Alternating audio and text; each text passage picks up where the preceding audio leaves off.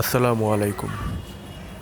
যারা Xiaomi Poco M3 phone off করার পর আর অন করতে পারতেছেন না, তাদের জন্য হলো আমার এই ভিডিওটি। যে ফোনটা দেখতেছেন এটা আমি নিজে ইউজ করি, আমার পোকো M3।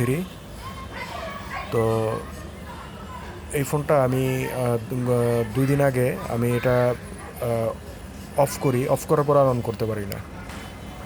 অনেক চেষ্টা করেছি, পাওয়ার বাটন প্রেস করে লম্বা সময় ধরে রেখেছি, তারপরে অন হয় না। পাওয়ার বাটন ভলিউম বাটন একসাথে প্রেস করে ধরে রাখছি, তারপরে অন হয় না।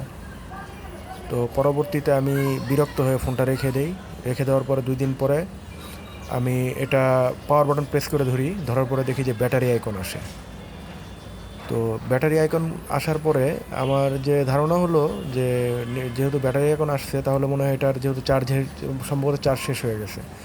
তো এটাকে আমি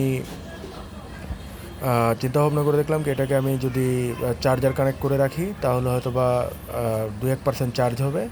চার্জ হওয়ার পরে হয়তো বা এটা অন হবে। ঠিক তাই হলো। আমি এটা চার্জার কানেক্ট করলাম এটার সাথে। চার্জার কানেক্ট করার পরে যখন 2% চার্জ হলো, ঠিক তখন আমি পাওয়ার বাটনটা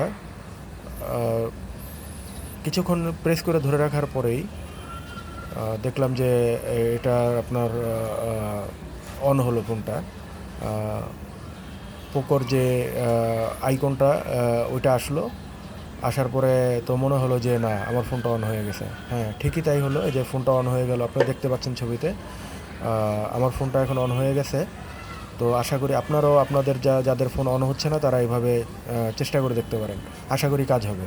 সবাইকে অসংখ্য ধন্যবাদ ভিডিওটি দেখার জন্য। আসসালামু আলাইকুম।